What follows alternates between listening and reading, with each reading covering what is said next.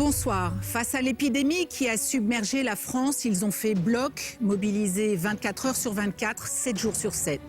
Calmez-vous, vous êtes à l'hôpital, on s'occupe de vous, d'accord? Qu'ils soient médecins, infirmières, sages-femmes ou même étudiants, ces héros, malgré eux, ont mené cette guerre contre le coronavirus au péril de leur vie, avec les moyens du bord et sans compter leurs heures. Ça fait combien de temps que vous l'avez connu, votre fille? Ça fait 10 jours là, quasiment 10 jours.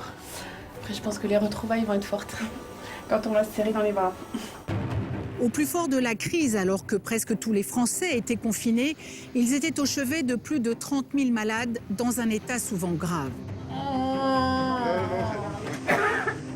Des fois c'est 15 à 20 minutes. Quand j'appuie, ça fait mal là. Oui. Pendant 2 mois, nous avons suivi ces équipes extraordinaires à Paris, à l'hôpital de la Fondation Rothschild, et aussi dans le sud de la France, au centre hospitalier de Montélimar dans la Drôme. Pour accueillir 4 fois plus de patients qu'à la normale, ces 2 établissements ont dû repousser les murs, multiplier leur capacité d'accueil, s'adapter et se réorganiser en urgence. Il y a encore une vingtaine de lits de camp à déballer. J'espère qu'on sera prêt. Hier, on avait en moyenne 3-4 patients en attente, allongés. Là, d'un seul coup, on en a eu 12. Nous avons aussi suivi ces Français atteints du Covid de leur arrivée à l'hôpital, à leur réveil après 3 semaines de coma, jusqu'à leur retour à la maison. Je vous souhaite un bon rétablissement. Merci à vous pour le service. Avec plaisir. Bon rétablissement. 3 mois aux urgences face à un virus mortel, une enquête d'Astrid Robot de Châtenay et de Ludovic Samin pour Spica Productions et C8.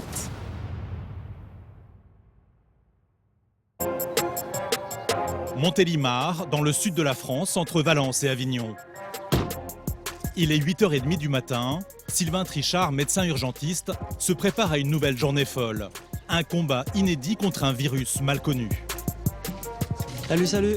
Sylvain, 33 ans, père de 2 enfants, est urgentiste depuis 6 ans. Et depuis 3 semaines, comme la plupart des soignants, il met toute son énergie contre les ravages du coronavirus. Bon allez, je vais me changer alors du coup. C'est parti pour une garde de 24 heures. À l'accueil des urgences, un jeune homme vient d'arriver par ambulance. Conscient mais KO, il pourrait être atteint du Covid. Il est dirigé vers la salle de déchocage. 4 box hyper médicalisées capables d'offrir les premiers soins aux cas les plus graves. Avant l'arrivée de Sylvain, au chevet du malade, Elodie. Bonjour monsieur, je suis l'infirmière. Je vais m'occuper de vous, d'accord? Il va falloir se déshabiller. On va se mettre en chemise d'hôpital. Le patient s'appelle Daouda. Il a 30 ans. Le souffle court, il est incapable de se déshabiller tout seul. Levez les bras. On va le faire se dire. Épuisé, Daouda a juste eu le temps d'appeler de chez lui le 15. Originaire de la région parisienne, il travaille comme animateur périscolaire à l'agglomération de Montélimar. Vous arrivez à vous remonter un petit peu dans le brancard ou on vous aide? Puis les jambes. Le jeune homme est terrassé par la fièvre. Comme ça, vous êtes bien ou pas? Oui. Ouais. C'est au tour de Sylvain de l'examiner. Bonjour monsieur, c'est le docteur. Bonjour. Racontez-moi, qu'est-ce qui vous amène? En fait, avant-hier, je suis parti à un géant acheter de la nourriture. Ouais, avant-hier, donc il y a 2 jours maintenant. Voilà. Ouais. Et je suis rentré chez moi tranquille. Ouais. Le lendemain matin, courbature, mal de tête, vomissement. D'accord. Vomissement, mal à la toux. Et le soir même, j'arrivais pas à respirer, j'ai ouvert la fenêtre pour respirer. D'accord. Vous toussez beaucoup? Et vous vous sentez essoufflé? Ouais. Ok, ça marche. Daouda frissonne encore. Il a de la température. 39. Vous vous avancez, je vais bien écouter vos poumons. C'est pas facile quand on a presque 40. On est secoué, hein. Les poumons, les jambes.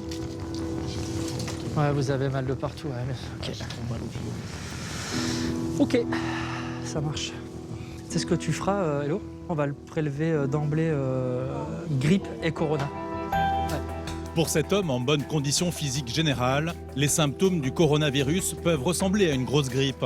Sylvain veut en avoir le cœur net grâce à un test, le PCR. le test de la grippe et du Covid. Ok. C'est un écouvillon dans le nez, Ça fait mal. dans chaque narine. Non, ça fait pas mal, c'est pas agréable. tu sens plus. J'ai un nez, j'ai. D'accord. Ok. Allez, c'est bon, c'est parti. Punaise. J'ai de narine, je suis désolée. Un prélèvement désagréable, mais le résultat du test parvient rapidement, en 3 ou 4 heures seulement. Grippe ou Covid, Sylvain a assez peu de doutes.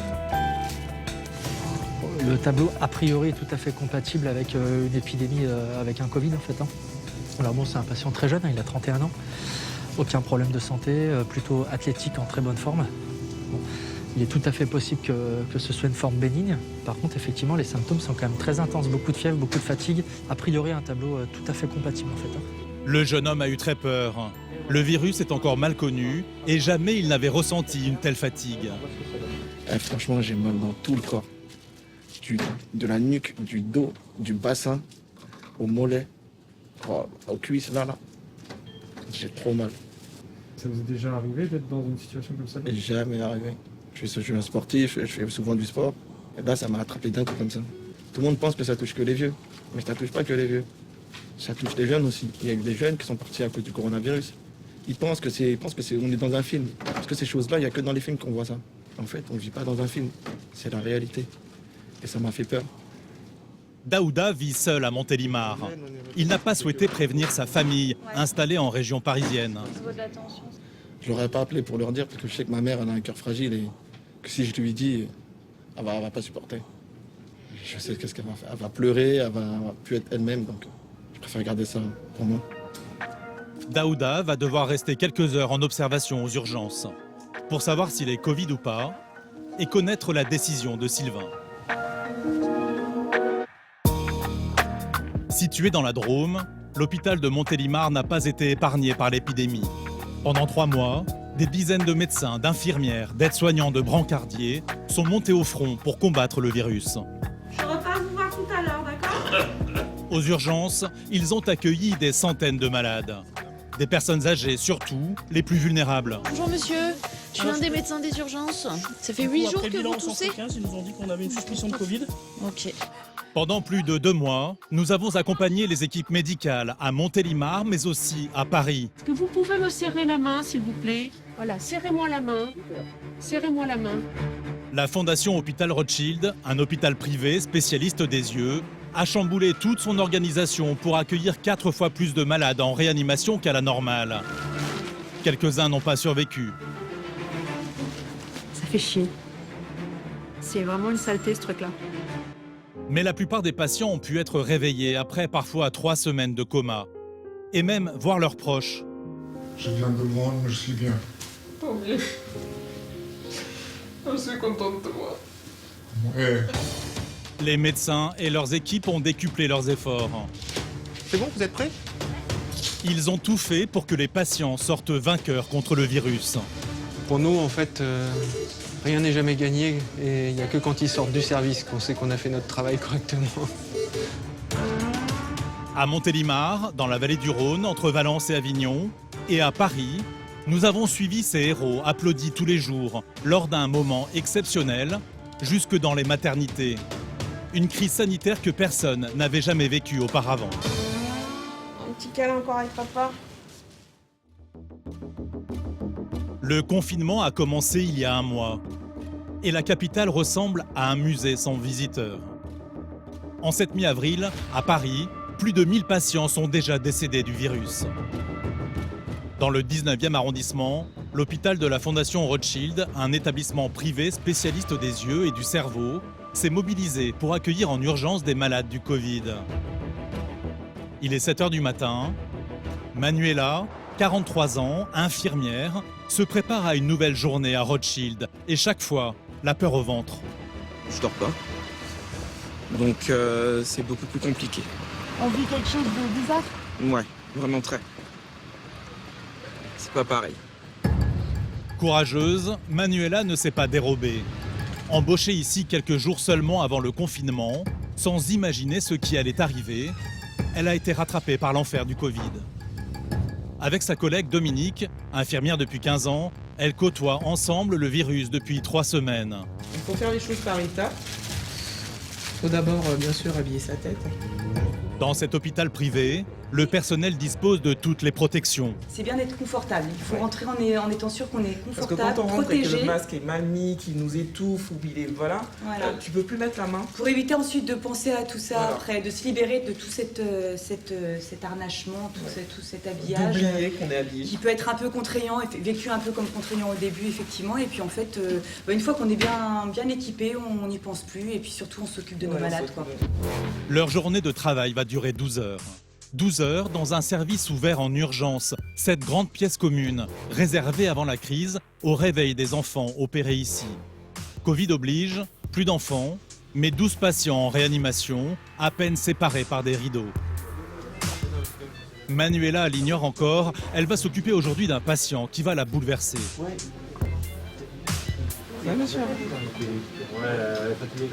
Vous m'entendez? Ce patient a 56 ans. Infecté par le virus, il est très mal en point.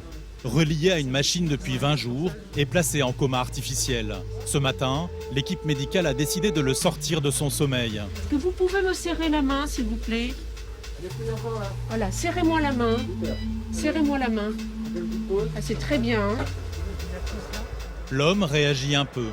Là, il commence à se réveiller. L'objectif, c'est de pouvoir l'évaluer sur le plan neurologique, hein, mais sans augmenter trop la tension. J'ai un patient qui a des soucis au niveau cardiaque et au niveau du cerveau. En plus du Covid-19, l'homme souffre de plusieurs pathologies. Son réveil est agité. À son chevet, Manuela surveille de près chacune des phases.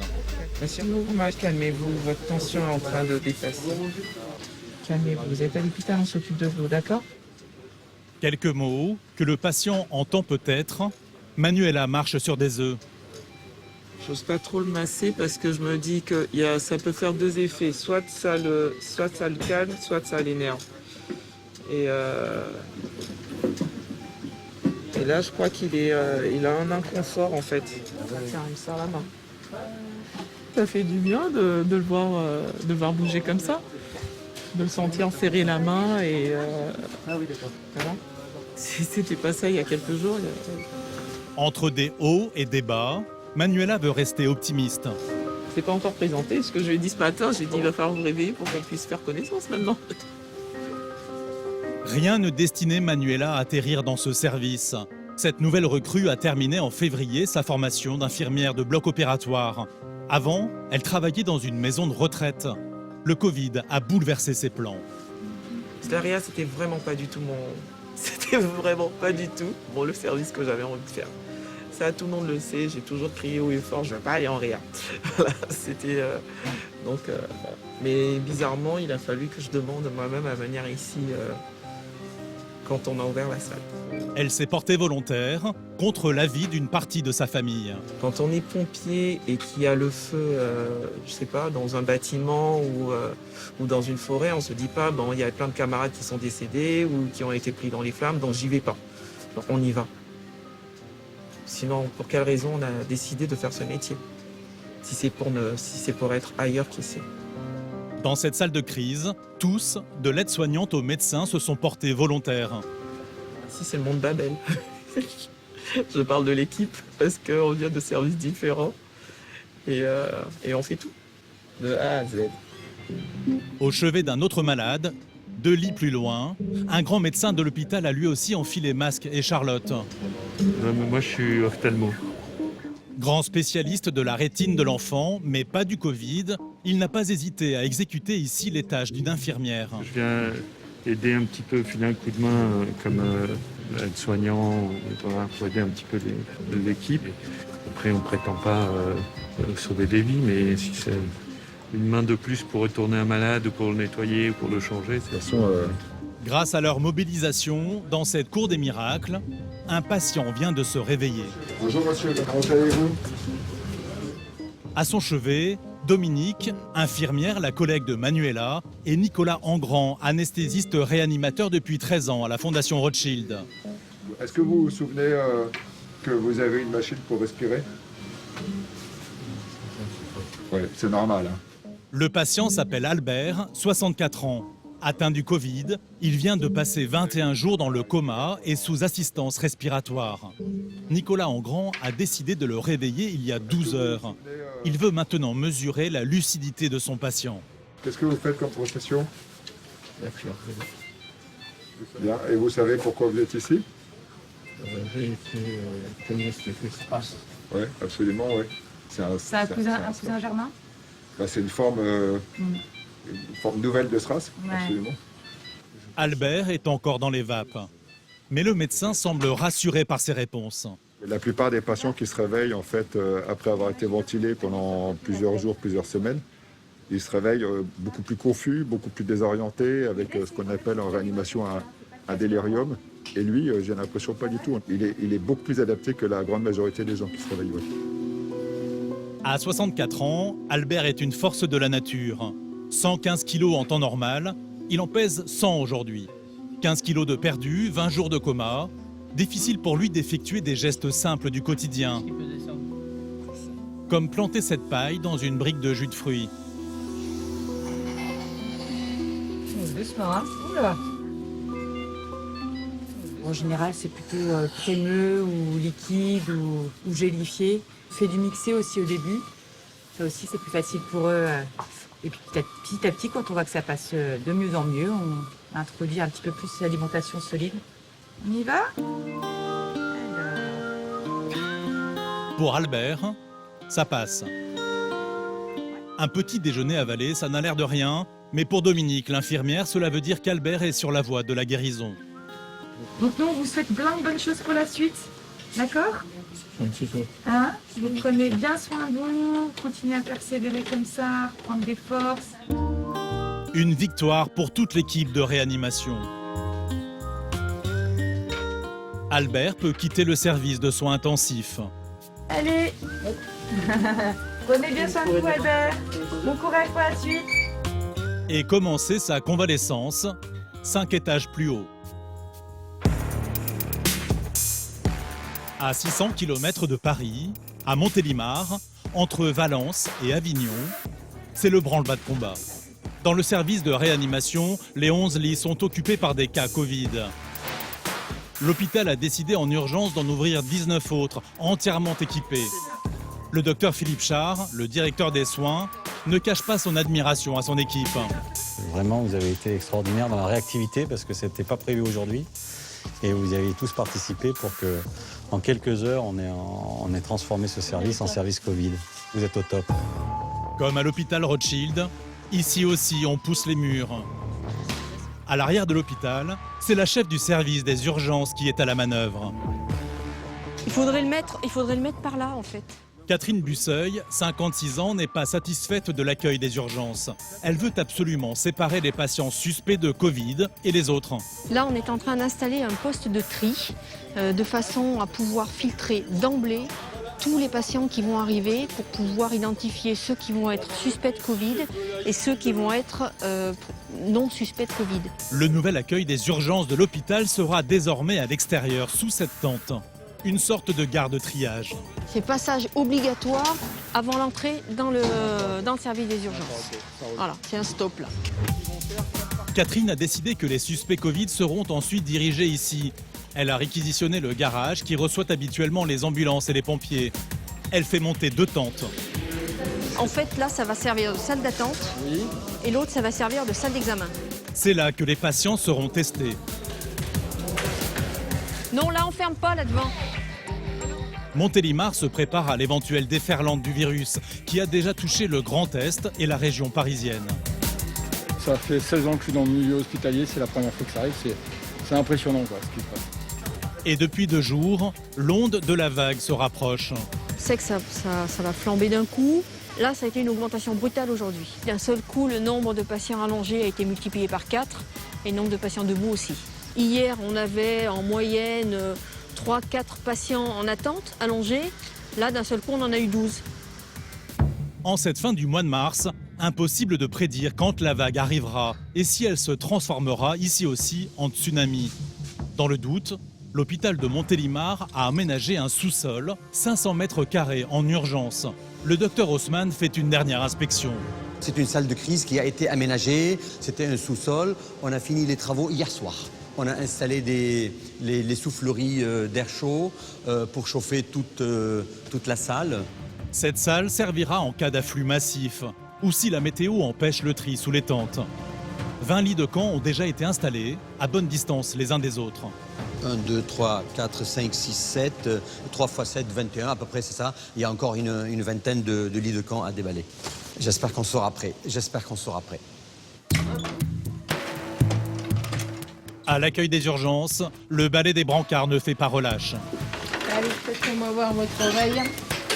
2 septuagénaires viennent d'être admises, potentiellement infectées par le virus. Pas de répit pour l'équipe de Sylvain, l'urgentiste de garde. Parmi les nouveaux locataires de son service, dans un box d'examen, Sandrine, 49 ans. Elle est asthmatique, mais depuis quelques jours, c'est sa fièvre élevée et plus encore ses quintes de toux qui l'ont conduite ici. Des fois, c'est 15 à 20 minutes. Sandrine vit en ce moment dans la région avec son mari dans un camping-car. Ils sont chercheurs agronomes itinérants. J'ai été prise d'un étouffement. Je ne pouvais plus respirer. Oh non, s'il vous plaît, oh non. Voilà, c'est la première chose vraiment qui m'est venue en tête. Oh non, c'est pas possible. Oh non, pas moi. Et j'ai fait signe à mon mari d'appeler vite le 15. Parce que là, je ne pouvais plus toute seule et voilà. Je vais vous faire la prise de sang. Oui, il faut garder le moral. C'est ce que je dis autour de moi. Ah, madame. Oh oui.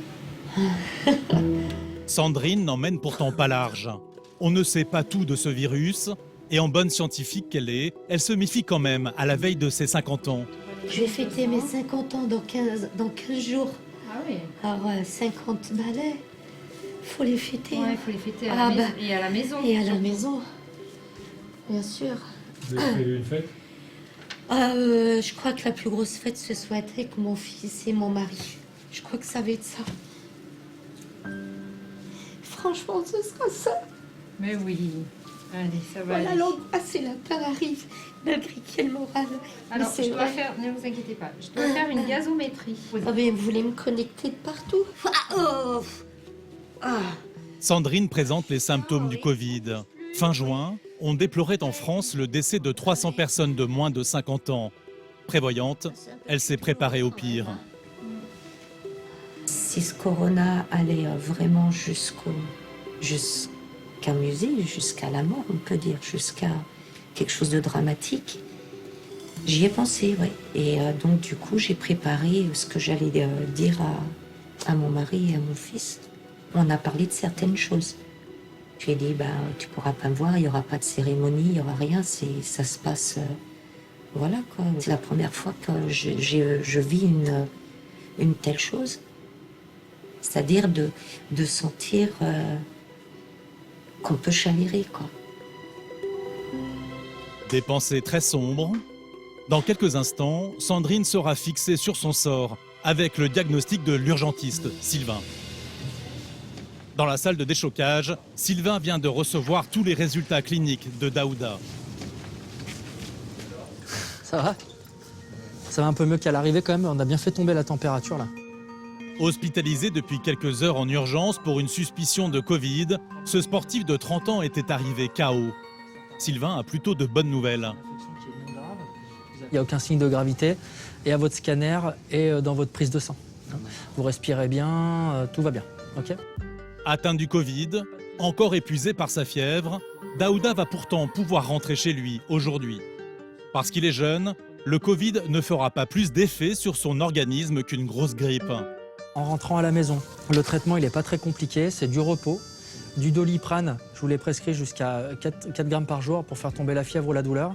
Vous buvez bien et puis surtout vous allez devoir rester vraiment confiné pour essayer de ne pas contaminer ni votre entourage, ni des proches, ni des amis, ni voilà, pendant les 14 jours qui arrivent. Et puis vous vous surveillez à domicile, d'accord? Voilà. On vous laisse partir, vous n'oubliez pas vos papiers, puis vous êtes libre. Bon retour.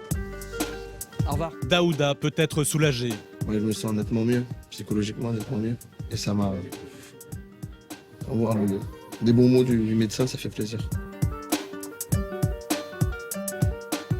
comment ça va? Qu'en sera-t-il de Sandrine, la presque quinquagénaire qui a oscillé toute l'après-midi entre optimisme et idées noires? Pour elle aussi, c'est le moment de vérité. Bon, donc en fait, aucun signe de gravité, notamment sur le plan respiratoire pour vous, ce qui veut dire que vous allez pouvoir rentrer à la maison. Voilà. Sandrine a le Covid et lui survivra. Ses poumons ne sont pas gravement touchés. Elle va enfin pouvoir retrouver son mari et leur camping-car. Ah, vous habitez dans un camping-car? Je ne savais pas. Ok, tu peux me dire. Vous faites comment là pour la quarantaine dans le camping-car? On a mis de l'espace au repas, ça fait 15 jours qu'on s'embrasse plus. Il n'est pas asymptomatique, votre mari? Non. Je le surveille beaucoup, j'y détecte tout, machin, il faut voir quoi. Eh ben non, mais les je désinfecte tout le temps, Très bien. je mets un masque, voilà. Très bien. Je parle jamais face à face. Ouais. Jamais. On fait super attention. D'accord. Vous n'hésitez pas, la porte de l'hôpital est ouverte si vous avez s'il y a quoi que ce soit. Hein? Bon retour? Merci. Au revoir. Bon courage. Merci. Comme Sandrine, à Montélimar, 80% des patients Covid n'ont pas été hospitalisés. Elle va pouvoir annoncer la bonne nouvelle à son mari. Allô mon doudou? Comment vas-tu? Eh ben bien. Bon, ben, j'ai bien le Covid. Donc faut te protéger, faut qu'on continue. Tu viens me chercher? Il me garde pas, je rentre. Bisous chérie, à tout de suite.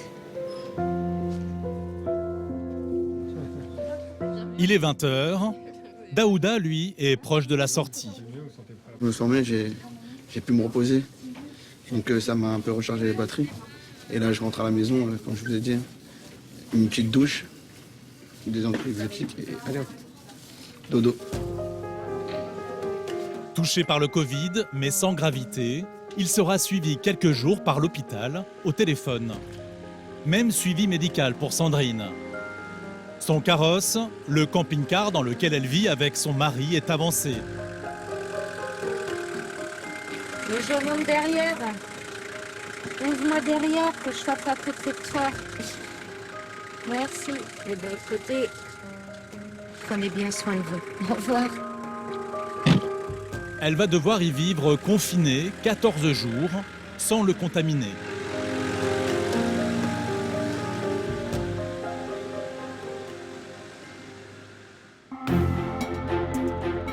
À Paris, à la Fondation Hôpital Rothschild, le docteur Pierre Trouillet, chef du service de réanimation, est en première ligne depuis un mois. Bonjour, ça va? Oui, Très bien. Ce jour-là, il va connaître des joies et des moments plus durs. 66 malades atteints du Covid sont déjà passés entre ses mains. On va prendre les nouvelles de la nuit. Voir comment vont les malades, comment vont les équipes. Dans son service, les premières semaines ont été éprouvantes. Il accueille 4 fois plus de patients en réanimation que d'habitude. Et pour ajouter au stress, des soignants de l'hôpital ont été eux aussi contaminés. Moi, je me souviens du soir où on avait 2 de nos collègues hospitalisés dans l'hôpital, c'est le vendredi 3 avril. Là, on a vraiment eu le bout quand même. 2 de nos collègues hospitalisés le même soir dans l'hôpital. Là, on s'est dit, mais où est-ce qu'on va? Comment ça va tourner? Qui est le suivant? Mais il y a des victoires qui lui donnent la force de continuer. Ce matin, la victoire a le visage de cet homme de 70 ans, Victor. Il a frôlé la mort, un des patients de Pierre Trouillet. J'arrive, monsieur. Il m'appelle par la fenêtre. Il sort à peine d'un coma artificiel de 3 semaines. C'est un patient qui a développé une véritable maladie Covid avec un certain nombre de détresse respiratoire aiguë et qui a une évolution très favorable. Donc là, pareil, c'est quelque chose qui nous fait vraiment plaisir et qui renforce la motivation. Bonjour. Comment allez-vous? Depuis 2 jours, il émerge tout doucement. Ce retraité d'origine serbe qui vit en région parisienne depuis 30 ans a attrapé le coronavirus il y a 1 mois, sans savoir comment. Je vous mets ça. Vous arrivez à bien parler avec la canule fermée, c'est bien? La canule, c'est ce tube dans la gorge qui lui a permis de respirer pendant son coma. Désormais, il va pouvoir s'en passer. Montrez-moi vos gambettes un petit peu. Ok, très bien. Parfait. Là, vous avez respiré tout seul toute la nuit, sans la machine? Oui, là, vous avez passé toute la nuit sans machine, donc c'est une très bonne nouvelle. Ah ben, c'est carrément pas trop mal, oui. Fini aussi l'alimentation par perfusion. Parce que pour la première fois, elle mangeait Vous mangez un peu en alimentation mixée? Ouais. Victor revient de très loin. Il est arrivé ici inconscient il y a 3 semaines, transféré depuis un autre hôpital surchargé. 3 semaines sans voir ni parler à sa famille, sa femme Yvonne et sa fille Julie. Il y a votre épouse qui a téléphoné ce matin. Ouais. Je vais la rappeler pour lui donner de vos nouvelles, hein, lui dire que ça va bien. Surtout à l'enquête, on va pas te pleurer. Bon, ben à tout à l'heure. À tout à l'heure. Depuis le début de l'épidémie, toutes les visites sont interdites.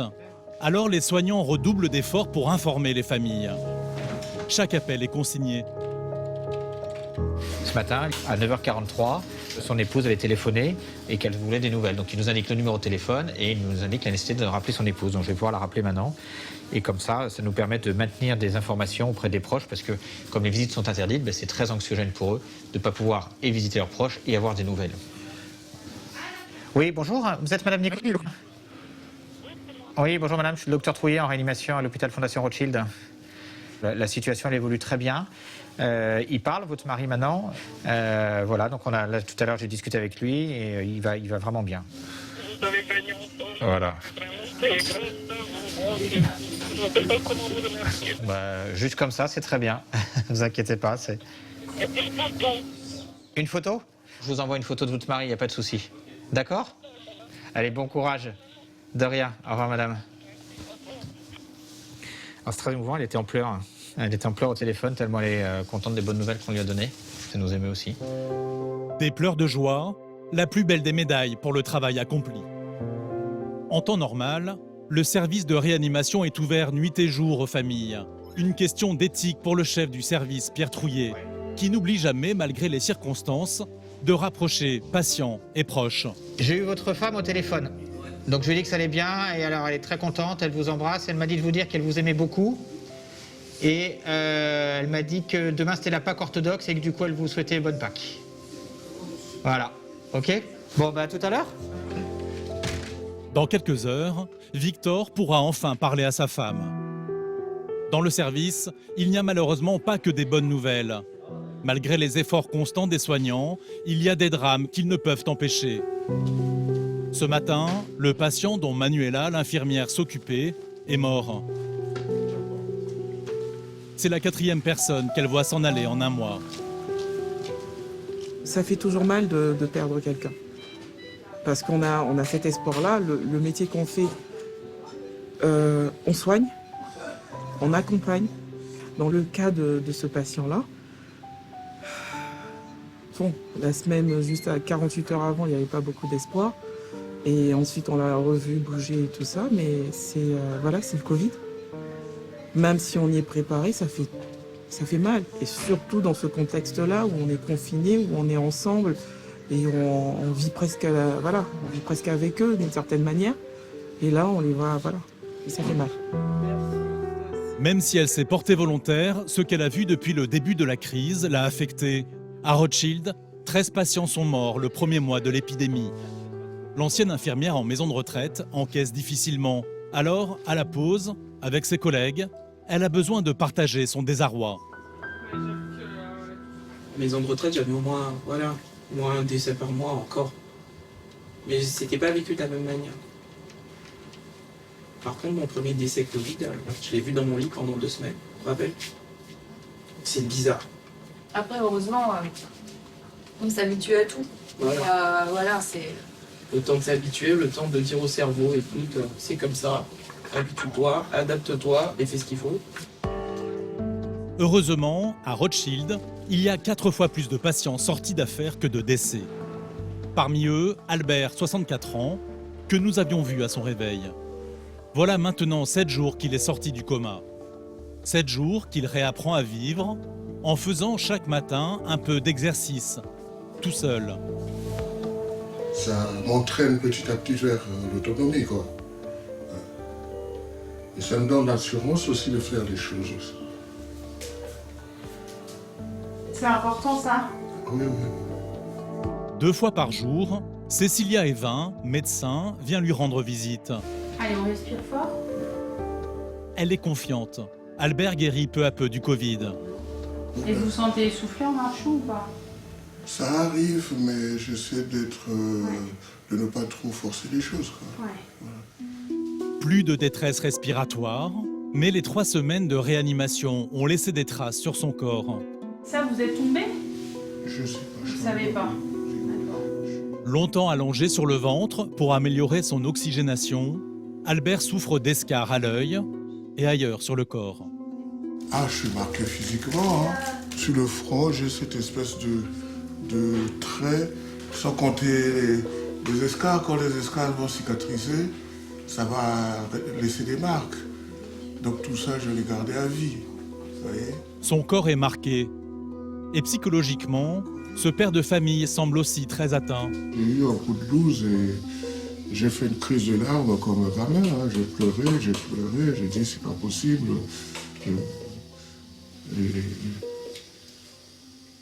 Les enfants, mon épouse,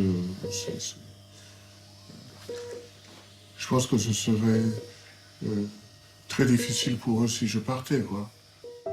Chez les personnes réanimées comme Albert, l'état dépressif est courant et toujours très préoccupant. Le meilleur remède reste les contacts avec les proches. Dans une chambre voisine, après un mois d'isolement et de soins intensifs, Victor va enfin pouvoir parler à sa femme. Oui, madame. Oui, c'est Ophélie, l'infirmière. Je vous passe votre mari. Victor et Yvonne n'étaient jamais restés aussi longtemps sans se parler depuis qu'ils se sont rencontrés il y a 46 ans. Allô, mamie. Comment ça va, Brenda? Ça va. Ça va? Oui. Je dis qu'il vient de loin. Ah, je suis contente d'entendre. De longues minutes, en français, en serbe, pour rattraper 20 jours de silence et beaucoup d'angoisse pour sa femme. Comment il va, Chouchou? Chouchou, c'est leur fille unique, Julie, 43 ans. Elle ne voulait pas rater ce moment non plus. Allô, papa? Oui. Ah, je suis trop contente que tu es avec nous. J'ai tellement peur de ça. Je te jure, j'ai trop peur. Moi, sans toi, je suis plus rien. Partir comme ça, c'est génial. Ah, tu sais, je suis revenu à cause de toi. Je me mets à la place des familles qui ont des nouvelles, mais voilà, qui ne peuvent pas non plus vérifier par eux-mêmes, qui ne sont pas sur place, qui ne peuvent pas accompagner leurs proches. Et je pense qu'à leur place, oui, je me rends compte que ça doit être très très dur. Allez, beaucoup bisous à tous les deux. Allez, ciao. Ah, ça fait plaisir. Ma femme et ma fille sont très contents. Je suis resté vivant. Victor est réveillé depuis seulement 72 heures. Après 20 jours de coma artificiel, il a perdu toute notion du temps. Vous êtes arrivé ici il y a 10 jours? Ah non, je suis arrivé ici, c'était avant-hier. Quand ça? Avant-hier, je crois. Non, ça fait 2 semaines que vous êtes là. Transporté inconscient à Rothschild en crise aiguë de Covid, Victor est encore un peu perdu. Mais où on est là? Là, on est à l'hôpital Rothschild, c'est un hôpital dans le 19e arrondissement de Paris. Moi, je suis à Courbevoie. Vous pensiez que vous étiez à Courbevoie? Oui. D'accord. Moi, j'en ai pas de corona. Vous savez que vous avez eu le coronavirus? Non. Vous avez eu ce virus, vous l'avez eu. Et c'est pour ces raisons aussi que vous avez eu beaucoup de problèmes respiratoires. Une mémoire encore brouillée, mais rien d'anormal après un coma artificiel. Victor n'a perdu ni la tête, ni ses souvenirs. Ancien légionnaire. À l'époque, légionnaire, on l'appelait l'armée de voyous. Ouais. L'ancien militaire est sorti d'affaires. Et dans quelques jours, il pourra enfin recevoir la visite de sa femme. Est-ce que tu pourras me faire passer la électronique? Oui. À Montélimar, l'hôpital public tourne à plein régime. Des foyers épidémiques ont surgi dans la Drôme et dans l'Ardèche voisine. À la tête du service de réanimation, le docteur Mathieu Schoeffler, 40 ans. L'équipement. 6 médecins, une vingtaine de personnels soignants. Le service Réa a accueilli 41 patients en urgence vitale pendant la crise Covid. Ce jour-là, il s'occupe de 15 patients, tous gravement touchés par le virus.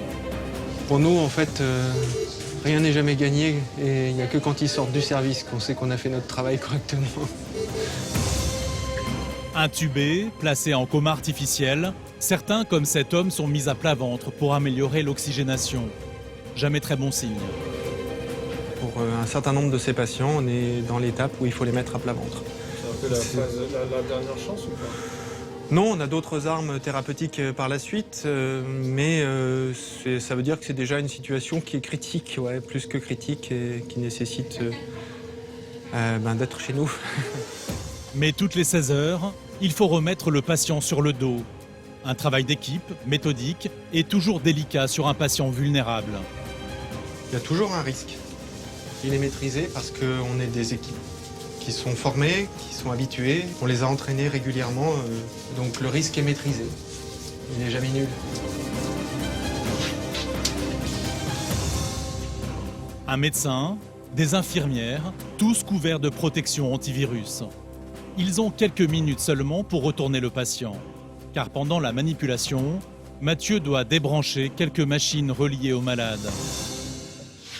C'est bon, vous êtes prêts? Ouais. Je déconnecte ça pour que ce soit plus simple. Le tout sous le regard d'une 5e infirmière, prête à faire passer du matériel dans la chambre en cas d'urgence. On attend devant s'il y a besoin d'aller chercher quoi que ce soit. Vu qu'ils sont habillés et tout ça, on reste à l'extérieur. On est considéré comme propre, entre guillemets. Donc nous, on rentre pas, on passe directement par la porte. Les choses s'il y a besoin. Voilà. On décale sur le côté, on met sur la tranche en même temps. 1, 2, 3. Hop, on se met sur la tranche. Parfait. Voilà. On descope, rescope. Le patient est alors très fragile. Un accident peut surgir. Il peut désaturer, il peut avoir un problème cardiaque, il peut avoir plein de choses. Allez, on l'accueille sur le dos. Voilà, je vous laisse récupérer le drap par en dessous. Voilà, parfait. Il se stabilise doucement, on va lui laisser le temps de se remettre du retournement. L'opération a duré une quinzaine de minutes, tout s'est bien passé. Mais Mathieu, le réanimateur en chef, reste prudent sur l'état du patient. Il reste extrêmement grave dans une situation préoccupante. Les choses ne sont pas encore gagnées. Donc là, il n'est pas impossible qu'on soit obligé de retourner à plat ventre dans les heures qui viennent s'il reste dans les mêmes situations au niveau respiratoire. Le service de réanimation est entièrement dédié aux patients Covid. Dans le couloir, le matériel de soins, des drains, des sondes, des compresses a été placé en évidence pour agir vite et ne pas mélanger ce qui est propre et ce qui a été en contact avec le virus. Jamais les équipes du service n'ont dû être autant solidaires et surprotégées contre le virus, comme avec ces blouses. Un festival de couleurs, peu de blanc pour une fois, mais du vert, du bleu et du rouge. Ce n'est pas un code, mais à cause de la pénurie. C'est parce que l'hôpital manque de matériel, donc c'est des dons en fait, des personnes d'entreprise, des personnes indépendantes qui nous en ont amené. C'est pour ça qu'on n'est pas tous habillés pareil. C'est les systèmes D. Ouais, quand t'as pas le matos, il n'y en a pas deux qui ont la même combinaison parce qu'en fait on n'a pas de stock, donc on a pris un peu. Il y a des vétérinaires qui nous ont déposé des choses de leur cabinet. En pleine crise épidémique, l'hôpital doit faire avec les moyens du bord. Et à Montélimar, c'est Aline, la directrice adjointe, qui veille au grain. Elle doit faire le point ce matin avec Catherine, la chef du magasin de l'hôpital. Alors on est livré de quoi là ce matin? Bonjour. Bonjour. On est livré de masques FFP2. Alors ça, c'est des commandes, c'est pas des dons. Ah, ce sont des commandes, c'est pas des dons. Voilà. D'accord. C'est un jour exceptionnel pour les deux femmes. Une livraison de l'État est enfin arrivée. Car depuis le début de la crise, elles ont dû composer entre les vieux stocks et surtout les dons. Alors, dites-moi, au niveau des dons. Donc, on a reçu beaucoup de charlottes, beaucoup de blouses. C'est bien ça, des charlottes, on en avait stocké. plus beaucoup. On n'en avait plus beaucoup, on en a reçu énormément. Ça doit être 20 000, c'est des chiffres vraiment impressionnants. On a eu à peu près 40 000 gants. Et on a eu beaucoup de masques chirurgicaux FFP2. Et donc, on a un stock du coup très correct. Super. Industrie agroalimentaire, BTP, les vétérinaires ou encore l'agglomération, tous ont donné sans compter à l'hôpital. comme ces blouses de peintre en bâtiment ou destinées à l'industrie pétrolière. Elles sont vraiment couvrantes, hein, c'est parfait. Voilà, elles là. sont un peu plastifiées, elles protègent bien, Ouais, elles c'est couvrent bien. tout le corps, donc non, c'est un... Finalement... Ah, on en a pas mal. Hein. On pourra remercier tous ces généreux donateurs, hein, parce que je crois que cette solidarité, elle a été importante. Il y a eu une période, nous n'aurions pas eu les dons, on n'avait plus de quoi protéger notre personnel. Ça, c'est une certitude. Ça, c'est une certitude. Il y a un week-end c'est une inquiétude majeure, ouais. où nous n'avons fonctionné qu'avec les dons. Oui. Le week-end dernier, entre autres. Le virus, très actif, oblige le personnel à changer très souvent de blouse et de masque. Partout en France, on en a manqué. Alors, à l'hôpital de Montélimar aussi, la direction doit à la fois rationner et rassurer son personnel. Ok, allez, on se met entre les deux. Donc, il n'y a que des brancardiers là? Oui. D'accord. Ce matin, Chantal, une cadre de l'hôpital, a la délicate mission d'annoncer le rationnement en masque anti-Covid. Et dans ce couloir, face à l'équipe de brancardiers, la tension est palpable. Vu notre difficulté d'approvisionnement, on a décidé que chaque agent aura 2 masques chirurgicaux par jour. Ah bon? 2 masques, cela paraît un peu juste. Mais On n'est pas évitez... censé jeter le masque à chaque fois? Ah, là, on n'est plus là-dedans. On est, alors, On n'est plus là-dedans, mais alors on prend des risques pour rien. Alors. Si on prend des risques au bout d'un moment, on ne pourra plus faire notre boulot ah, la mais même c'est chose. sûr, quand Eh ben, vous serez alors, malade, voilà. vous serez plus C'est sur sûr. place, c'est clair. Donc, Mais on essaye là de gérer la crise et de gérer le moins pire. Ouais, c'est ça. Plusieurs médecins et infirmières sont déjà morts du virus ces derniers jours en France. En première ligne, les brancardiers craignent pour leur santé. C'est quoi le matériel? Le matériel, depuis mercredi dernier, on nous dit ça va venir, ça va venir, ça va venir. On n'a que des dons là, on marche sur du don. Si on n'avait pas de dons, on n'a plus de matériel pour travailler. Merci à ceux qui donnent. Merci à ceux qui donnent, effectivement, je suis entièrement d'accord. Voilà, moi je vous souhaite bon courage, merci à vous. Merci. La pénurie agace, inquiète, mais elle a aussi montré le visage de la France solidaire. Dons de matériel, mais aussi des douceurs pour le palais, parfois par chariots entiers. Des cadeaux, on en a souvent de la part des gens qui sont pris en charge. De la part des entreprises actuellement, on en a quand même pas mal. On avait eu quoi? Du café, du miel, on a eu des chocolats de comptoir de Mathilde. On avait eu des salades de fruits, ouais, on avait reçu des éclairs avec... on a reçu beaucoup de trucs, Les ouais. macarons. C'était bon les macarons. On est chouchoutés. En fait, de savoir qu'il y a des gens qui pensent à nous, ça fait plaisir. Est-ce que ça nous touche? Ah oui. Au milieu d'une garde de 12 heures, de 24 heures pour certains, des petits gestes qui font du bien au moral. C'est parfait. Quelqu'un fait une photo? T'as fait une photo? Oui. Allez, je vous laisse. Bonne garde. Merci. Dans le service voisin, Stéphanie, 45 ans, entame un service de 12 heures. Elle travaille ici depuis 10 ans. Et au cœur de la bataille contre le Covid, sa journée s'annonce chargée. Oui, le scan. Le scan, c'est le service du scanner. L'hôpital de Montélimar en possède 2. On en a une sur la table, on termine et puis on va la faire. Ok. Ce matin, aux commandes, c'est Stéphanie, l'une des manipulatrices en radiologie du service. Prenez votre chaîne et votre médaille autour du cou et remontez-le sur la bouche, s'il vous plaît. Depuis le début de l'épidémie, la cadence des scanners augmente. T'as testé? Comment? Oui, j'ai testé, c'est bon. Ça fait 2-3 jours que vraiment on enchaîne. Voilà, avant c'était un petit peu au cas par cas, quelques cas dans la journée, mais là vraiment on enchaîne. Ouais. Inspirez, retenez votre respiration. Dans la guerre contre le virus, le scanner est devenu une arme essentielle. L'imagerie médicale des poumons permet de savoir très vite, avant le retour du test, si le patient est infecté ou non. Voilà, donc ce qu'on voit fréquemment dans les patients atteints de Covid, c'est des plages, on appelle ça en verre dépoli. En fait, il faut imaginer les morceaux de verre qu'on ramasse sur les plages. Normalement, les poumons, ça fait des images gris foncé, hein, que ce soit sur les radios ou le scanner. Là, on a plein de petites taches blanches voilà, qui remplissent les champs pulmonaires. Ces petites taches blanches, un patient atteint par le virus. Voilà. Reste à avoir le diagnostic du médecin. À un certain stade de la maladie, le scanner est fiable à 90%, mieux que les tests. Ce matin, l'hôpital a décidé de mettre le scanner au centre de la bataille et d'y faire passer tous les patients. Je ne sais pas si tu as entendu maintenant. En fait, on va faire des scanners pour les patients avant qu'ils soient hospitalisés. Même s'ils ne présentent pas de signes, on les passe au scanner. Ok. Et après, éviter, si jamais ils sont Covid et qu'on s'en rend compte quelques jours après. Bon, ça va augmenter un petit peu notre cadence. Voilà. Mais bon, c'est bien pour eux. Voilà. Ok. Je pense que ça sera bénéfique. Risque zéro pour tous les patients. Mais pour Stéphanie, mère de 2 enfants, les journées s'annoncent encore plus denses, alors que le virus qu'elle côtoie perturbe déjà sa vie de famille.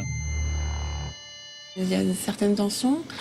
Personnellement, on s'est organisé avec le papa de ma fille parce qu'on est séparés. Donc ma fille, je la vois pas là pendant toute cette période de confinement. Elle reste chez son papa. Il y a une répercussion familiale et c'est quand même pesant aussi, évidemment. Hein.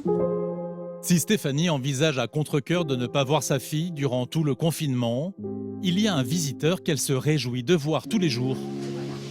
Donc voilà mon fils Julien, qui est étudiant en terminale, qui est venu prêter un coup de main bénévolement. Je suis fière. Pourquoi tu as choisi ça? Je préférais faire quelque chose plutôt que rester chez moi enfermé. Là. Madame Lebras. Ça commençait à faire long. Et du coup, je me suis dit que c'était important de pouvoir les aider. Pour faire face à la crise épidémique, l'hôpital a fait appel en urgence à des bénévoles. Et c'est ici en cuisine que Julien a été affecté. Le fils de Stéphanie a pris ses fonctions depuis 3 jours seulement. Il partage ses journées entre ce coup de main et ses cours de management. Donc maman, elle vous pour quelque chose dans tout ça? Ouais. J'avais toujours dit que je voulais jamais travailler à l'hôpital. Après, j'ai vu que c'était un peu compliqué en ce moment. Du coup, je me suis dit que donner un coup de main, ce serait peut-être bien, quoi. Après, j'ai quand même mes après-midi de libre pour bosser un peu mes cours. Mais c'est vrai que le matin, ça me permet de me lever et de garder un train de vie et de rester actif, quoi. L'étudiant ne cuisine pas, mais prépare les assiettes et prend les commandes du personnel de l'hôpital. La cuisine, Julien, bonjour. Oui, ok. Vous voulez viande ou poisson? Pour ne pas avoir à descendre au self et risquer de contaminer l'hôpital, les médecins et les soignants se font désormais livrer les repas dans leur service. Non, on vous les amène directement. À partir de 11h, on livre. Ok. Et à tout à l'heure. Tu m'avais, Julien? Ouais. Parfait. T'as pensé à mettre la sauce? Ouais. Allez, juste là, je vais la mettre après. C'est avec Guillaume, son superviseur, que Julien va livrer les commandes soigneusement préparées. Il est 11h, c'est parti pour la tournée des popotes. Un dédale de couloir et une cadence qui augmente au rythme de l'épidémie. Vous livrez combien de repas par jour? Alors le premier jour, on était à 10-12 repas.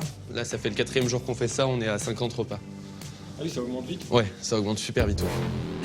Pas question que Julien, le bénévole, ne prenne de risques.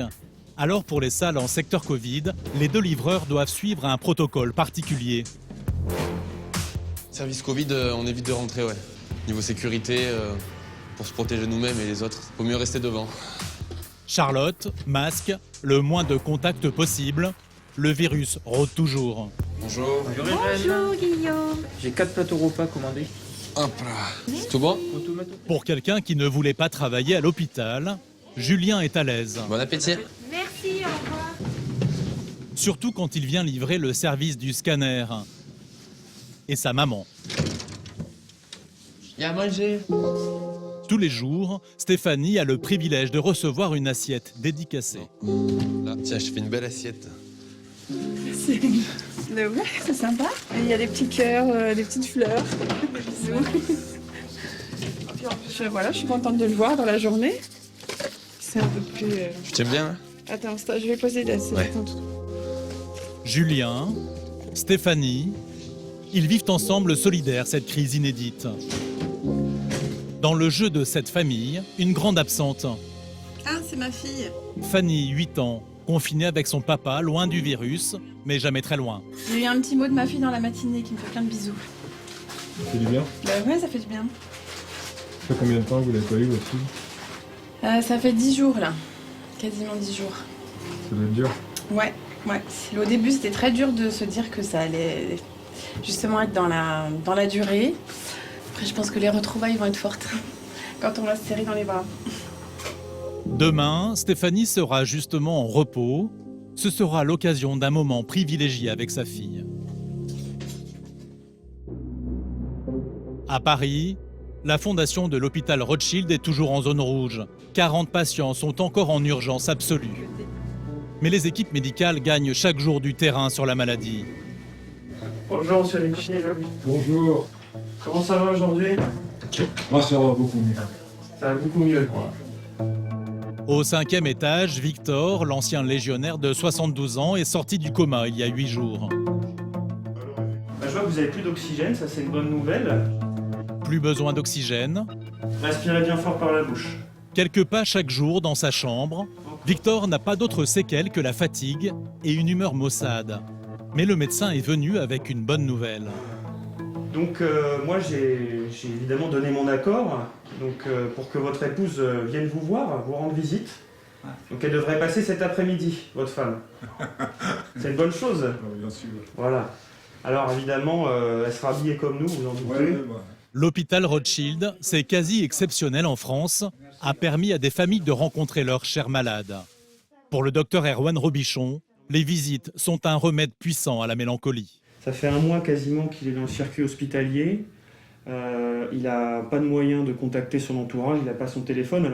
La seule présence humaine qu'il voit dans la journée, c'est nous qui sommes habillés donc avec Charlotte, masque, lunettes et surblouse. Et en plus dans un contexte un peu de déprime, de dépression. Je pense que c'est important peut-être de renouer un petit lien avec sa famille.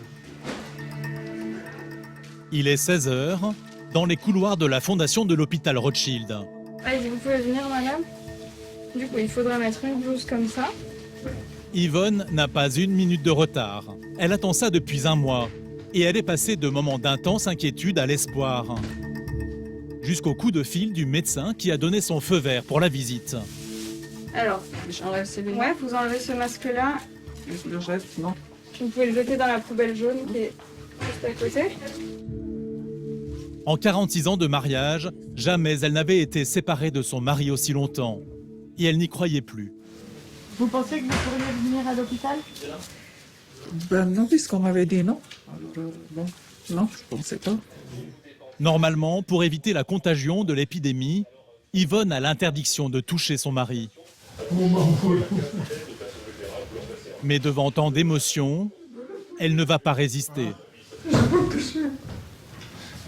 Tu vas toucher même moi.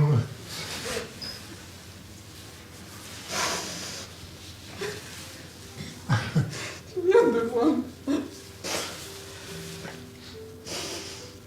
Je viens de voir, je suis bien. Tant mieux.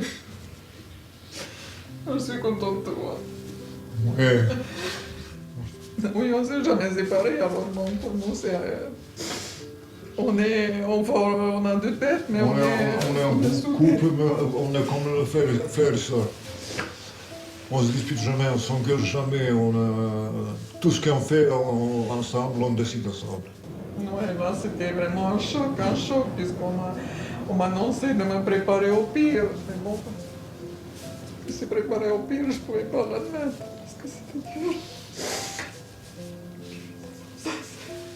Toi, tu es mon amour à moi.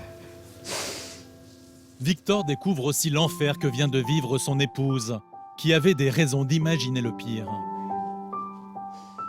Quand on m'a annoncé, quand on m'a appelé à 3h du matin, alors là, ça a été la catastrophe. C'est pourquoi tu as annoncé quoi à 3h du matin? Ben, que je me prépare, on va l'intuber, mais il faut savoir qu'il n'a pas pour longtemps. Et pour moi, j'ai hurlé, puisque je dis c'est pas possible. Alors là, rien que d'attendre ta voix, ça fait... Ça on s'aime beaucoup.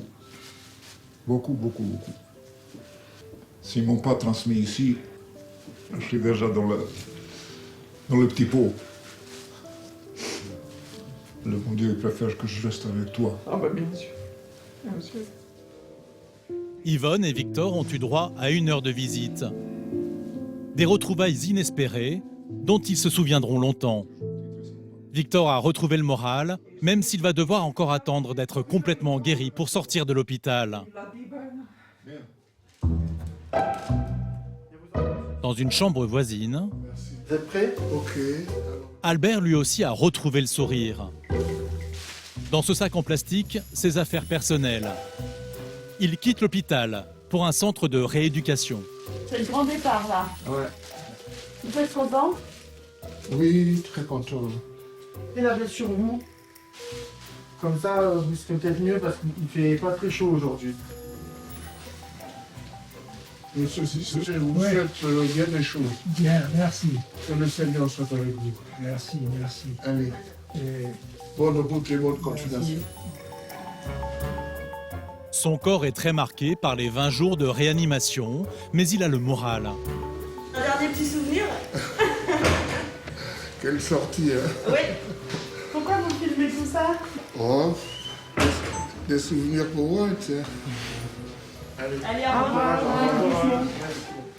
3 semaines de rééducation l'attendent, mais le plus dur est passé.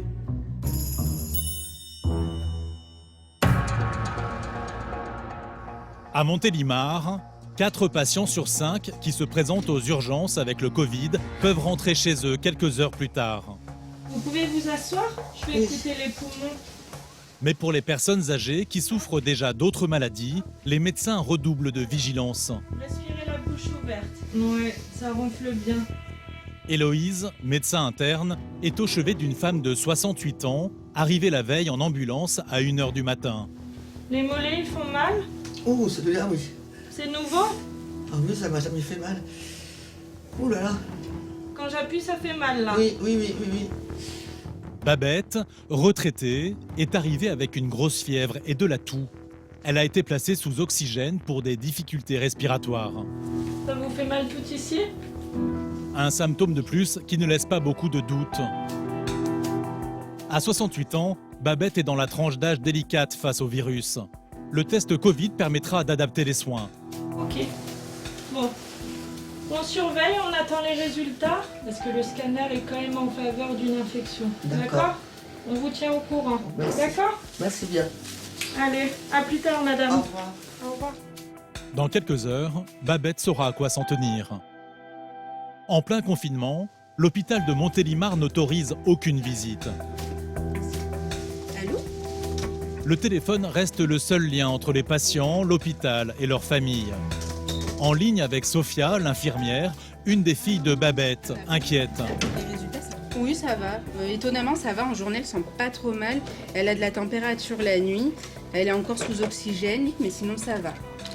La fille de Babette redoute le Covid face à sa mère déjà fragile.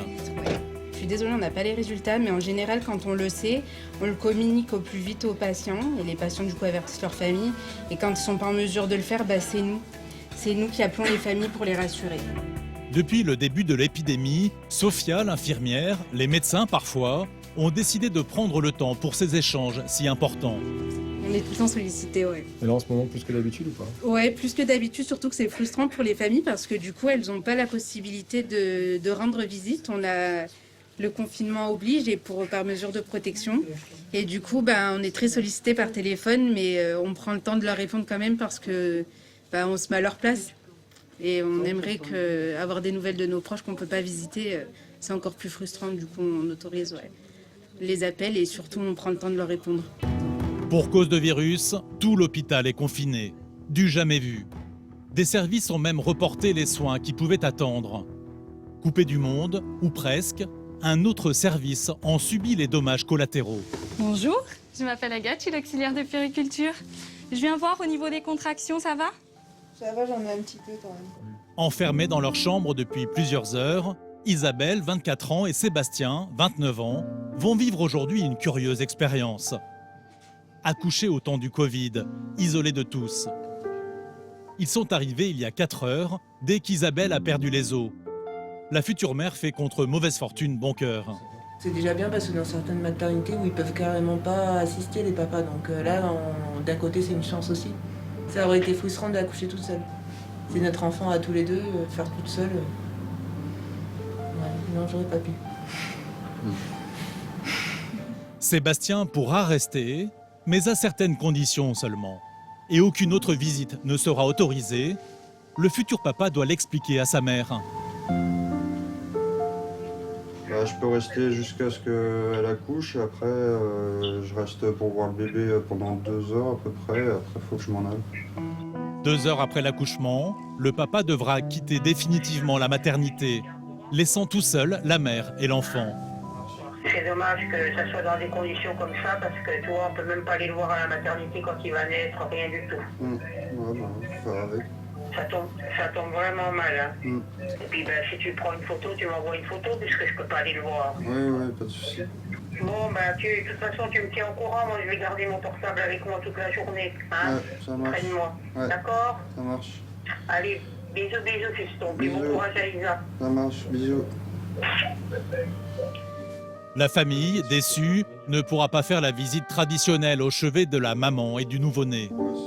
C'est un moment important. Donc, bon, c'est la 2e fois qu'elle est grand-mère, mais elle aurait aimé être là pour... En plus, ouais, elle n'était pas là pour le premier.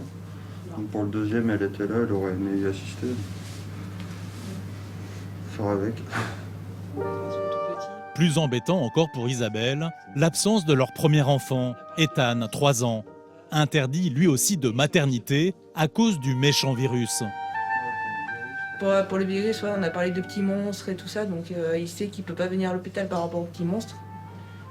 Mais bon, j'ai peur qu'il nous envahisse, quoi.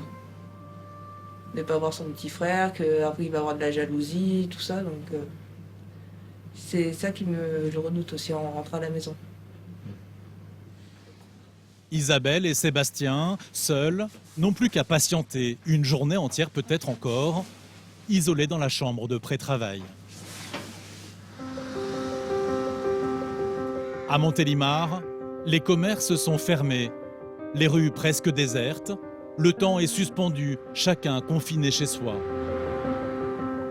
Cet isolement touche aussi le personnel soignant. Dans un quartier résidentiel de la ville, Stéphanie, la manipulatrice scanner de l'hôpital. En première ligne, non seulement elle enchaîne les journées de 12 heures à l'hôpital, mais elle a dû rester loin de sa fillette de 8 ans, confinée avec son père pour la protéger. Coucou ma chérie. Comment ça va? Ça va? Bon, ça fait plaisir de te voir. T'as passé une bonne nuit? Oui. Oui.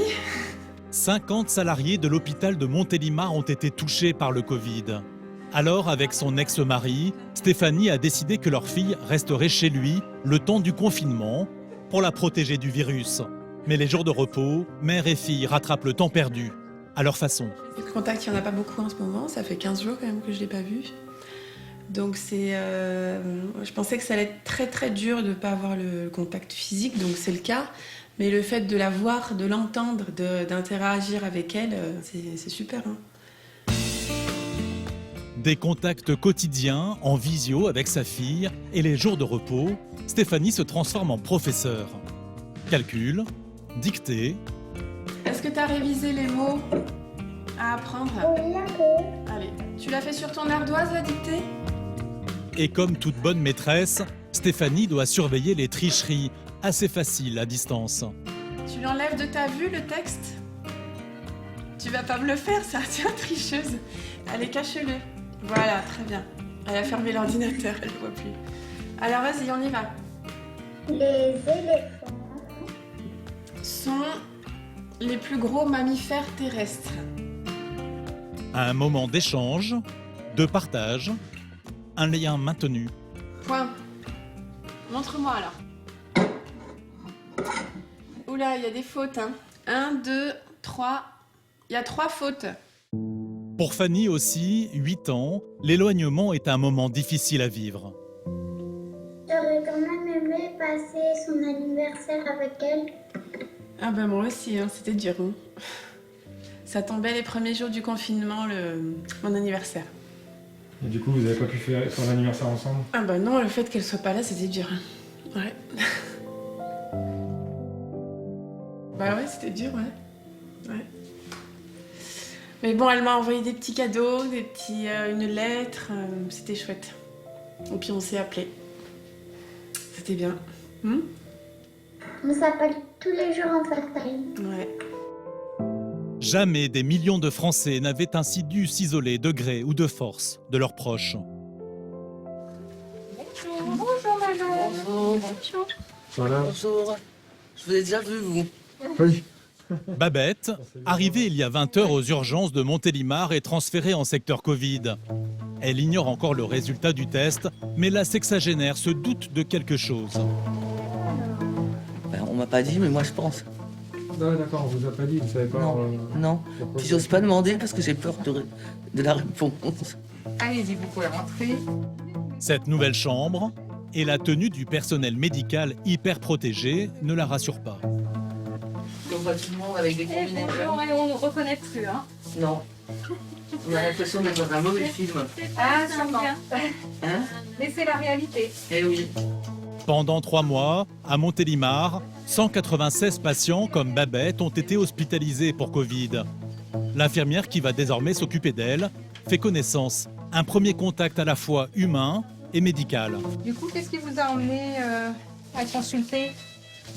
Vous aviez de la fièvre, des courbatures? Oui, à 1h du matin, j'ai appelé mes filles. Oui. J'avais 39,7. D'accord. Je claquais des dents, je tremblais et j'avais du mal à respirer. D'accord. Et pourtant, j'ai bien écouté les consignes. Ça faisait 10 jours que j'étais enfermée, que je voyais plus personne. Mais voilà. Oui, bah après... C'est le destin, Ça comme va, dirait c'est le destin, oui. Bah après, ça va vite, hein, ça va tellement vite que... Ouais. Mais alors, Covid ou pas Covid? Babette est impatiente de savoir. Vous avez eu les résultats du prélèvement pour le coronavirus? Si vous trouvez dans le service, c'est que ça a été positif. D'accord. Voilà. Ok. Une annonce un peu brutale, Babette encaisse. Elle reste hospitalisée parce qu'à son âge et avec ses problèmes de santé, le virus peut encore lui jouer un mauvais tour. Au mieux, elle sortira dans 5 ou 6 jours.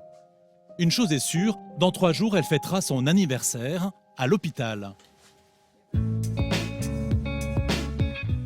Une fête un peu spéciale qui se fera avec sa famille au téléphone. Le jour J, chez Charlotte, infirmière, l'une des 2 filles de Babette.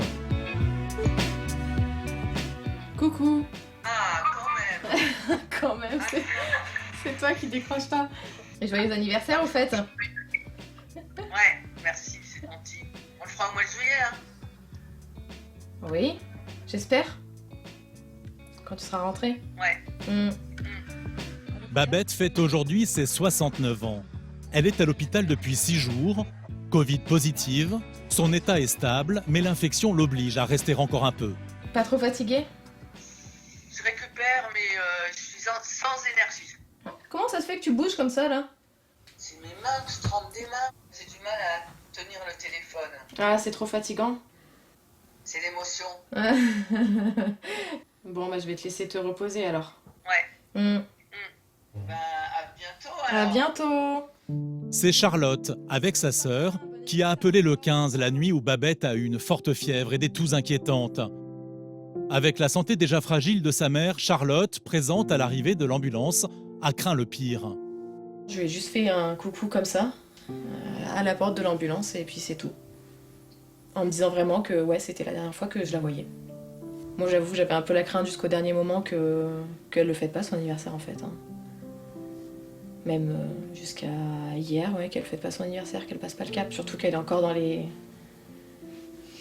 7e jour, 7-10 jours, où ça peut encore faire une rechute. Et du coup, ouais, j'avais toujours un petit pincement, un peu de stress. Beaucoup de stress. Voilà. Tant qu'elle reste dans les 7-10 jours, j'aime pas trop. Encore inquiète et surtout frustrée de ne pas pouvoir voir sa mère en chair et en os avant plusieurs jours encore.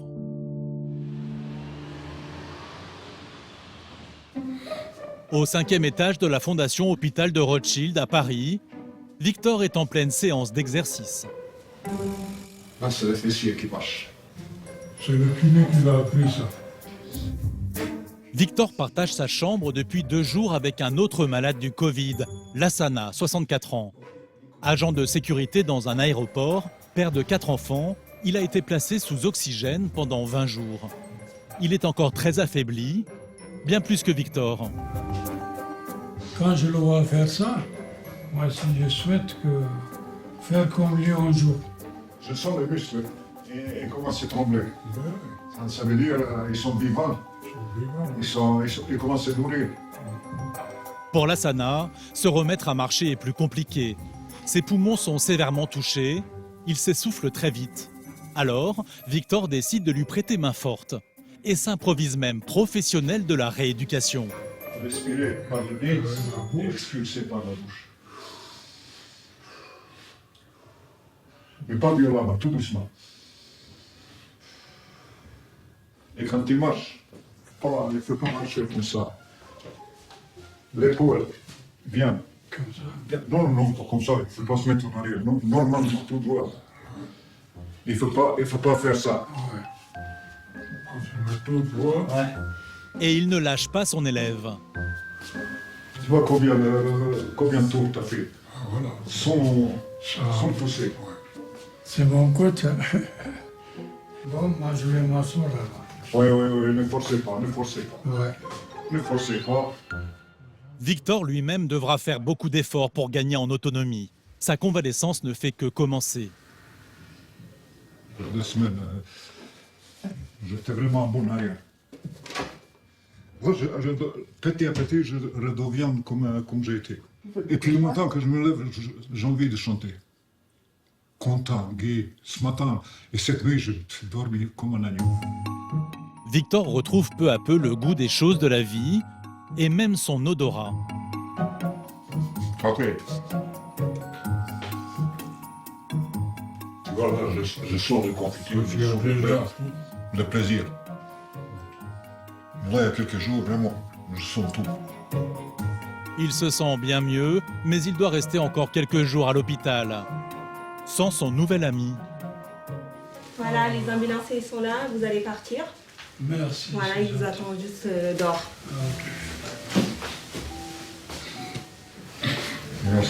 Merci. Lassana ne rentre pas chez lui, mais va rejoindre un centre de rééducation respiratoire. Et au moment du départ, les 2 hommes ont le cœur lourd. Si leurs chemins se séparent, les 2 copains de Chambray restent unis dans l'épreuve. Le combat contre la maladie les a beaucoup rapprochés.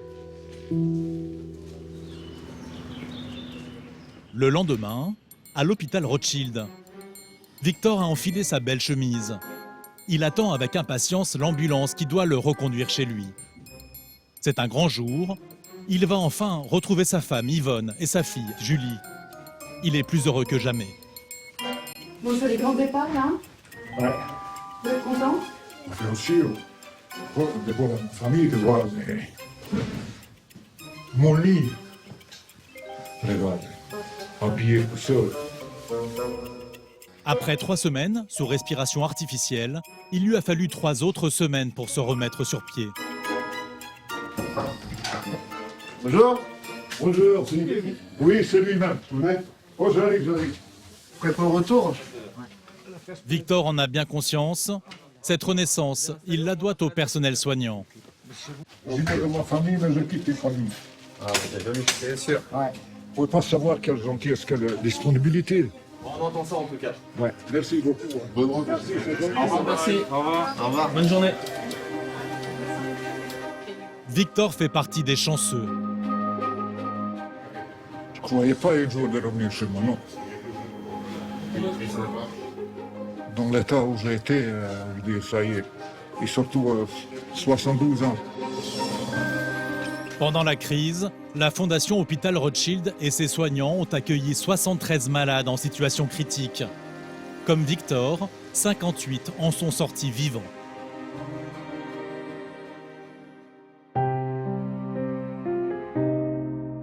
La nuit est tombée sur Montélimar. Il est 3 heures du matin. Au service maternité de l'hôpital, les contractions d'Isabelle se sont rapprochées. Et en salle de travail, un enfant est né. Tu têtes tout ce qui passe, hein? Ah. Il y a 2 heures, un petit Lucas. La sage-femme, Laura, mais les parents aussi, tous portent un masque pour se protéger les uns des autres et protéger l'enfant. Oui, il faut relâcher maintenant, voilà. L'accouchement s'est bien passé, madame? Oui, nickel. Nickel. Vous avez réussi à garder le masque? Ça, c'est un peu plus dur avec les contractions et tout. Vous avez été obligé de le retirer. Une photo pour l'envoyer à la famille, interdite de visite. Niveau gosse. Lucas est né il y a plus de 2 heures, la limite autorisée pour le père qui doit bientôt partir. Je vous le redonne un petit peu, monsieur, du coup. On ne dirait pas un bébé qui va le mettre. Quel côté vous voulez? Comme ça? Voilà. Un petit câlin encore avec papa. Tu sais que papa et maman sont fatigués maintenant. Oui. Lui aussi. Quelques minutes encore, Sébastien ne reverra pas le nouveau-né ni sa femme avant 2 ou 3 jours. C'est dur de partir? Ça y est, ouais. C'est dur? Ouais, un petit peu. Moi, je sais que je vais retrouver mon premier, donc dans tous les cas, il aurait fallu que je parte sûrement, mais le fait de ne pas pouvoir revenir pendant le séjour, c'est ça le plus dur. L'équipe médicale a accordé au jeune père 1 heure de rab avec son enfant. Je vais vous accompagner jusqu'à l'ascenseur, puis je vais vous faire descendre. Il est 3h30 du matin. Il n'y aura pas d'autre naissance cette nuit. Allez, je vous valide, monsieur. Faites attention sur la route. Rentrez bien. Merci. Au revoir.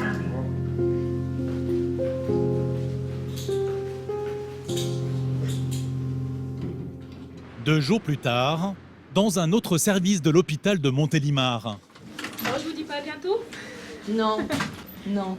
Reposez-vous Bon bien. courage à vous. Hein. Merci beaucoup, bah, vous aussi. Babette a obtenu son bon de sortie. Atteinte du Covid, elle vient de passer 10 jours sous bonne surveillance. Et malgré ses antécédents médicaux assez lourds et son âge, 69 ans, elle a échappé au service de réanimation. Là, je suis bien contente de rentrer chez moi et d'avoir passé le cap de la maladie. Encore atteinte par le virus, elle a franchi avec succès la zone dangereuse de l'infection et peut se rétablir maintenant chez elle, à quelques kilomètres de l'hôpital. Au 2e étage de sa résidence, une voisine observe le retour de Babette. Pendant la crise, quelques soignants ont été rejetés, priés de vivre ailleurs, pas ici. Juste moi, personnellement, j'applaudis les soignants. C'est gentil, merci. Faut nous applaudir à 20h. Franchement, ça nous touche énormément, ça nous rebooste et ça prouve qu'il y a des gens quand même qui pensent à nous, quoi. On n'est pas que des pestiférés. Parce que souvent, avec cette période, il y a beaucoup. Enfin, on voit moins notre famille, on voit plus nos amis ni rien. Donc, du coup, de voir qu'il y a des personnes qui nous applaudissent, ouais, franchement, ça nous touche. Alors, continuez, quoi. Ces 2 ambulanciers connaissent déjà les lieux. Ce sont eux qui étaient venus chercher Babette en urgence il y a plus de 10 jours. On vous souhaite un bon rétablissement. Merci à vous pour le service. Avec plaisir. Tous les soirs ici, il y a la musique, on applaudit tous les soirs. C'est bien. Ouais, c'est un bon Merci. quartier. Bon rétablissement. Au revoir. Au revoir. Au revoir. Babette est presque sortie d'affaire. Voilà. Liberté, liberté chérie. Hein. Isolée de ses proches pendant près de 2 semaines, elle ne résiste pas à l'envie de retrouver une amie, sa voisine de palier. Mimi, je suis arrivée. 15 jours que l'une et l'autre attendaient ce moment-là. Bienvenue dans la troupe.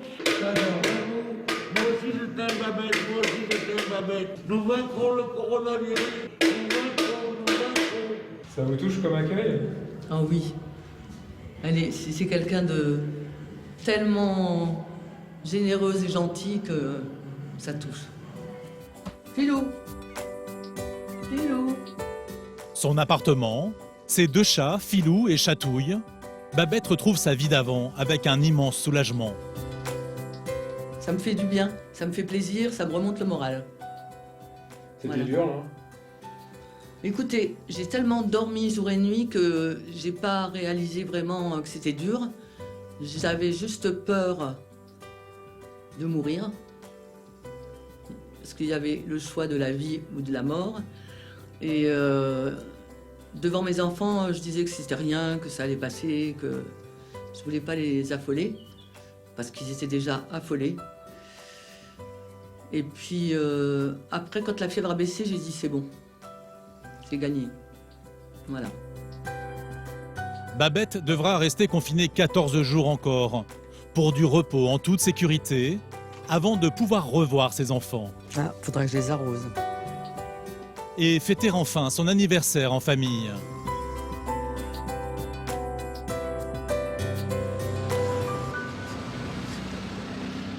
À l'hôpital Rothschild à Paris, pour Manuela, l'infirmière, l'épreuve de l'épidémie est bientôt terminée. Dans le service réaménagé en urgence, il ne reste plus qu'une seule malade atteinte du coronavirus. Ça fait plaisir. Manuela est soulagée, avec le sentiment du devoir accompli. On rend quelqu'un sur 2 pieds à la société, ça fait du bien. Les parents, oh, mais ça va, elle va bien. On fait des bisous, ça fait plaisir. Manuela finit sa mission exténuée. Pendant la crise, elle n'a pas compté ses heures, pour un salaire de 1 935 € net par mois. On en a tous marre. Hein. On en a tous marre, on a envie de voir nos familles, on a envie de sortir, on a envie de faire des choses. Et ça donne l'impression que c'est bientôt fini, voilà. Avec 3 journées de 12 heures passées debout cette semaine, la fatigue est très forte. Heureusement, elle a devant elle 4 jours de repos. Fatigué. Ouais, là, je suis fatiguée. Ouais, fatigué. Dans tous les sens. Trop. J'ai apprécié mon lit là ce soir. Manuela, l'infirmière, Sylvain, l'urgentiste, Pierre et Mathieu, les chefs de service de réanimation, et des milliers d'autres soignants et personnels d'hôpitaux, à Paris, à Montélimar et partout en France, ont veillé sans relâche sur les malades. Ils ont été leurs anges gardiens. Une 50aine d'entre eux ont payé de leur vie cet engagement pour combattre un virus inédit. Pendant 3 mois, ils ont été les héros, les premiers de cordée de la France. Au revoir, merci. Au revoir. Au revoir. Bonne journée.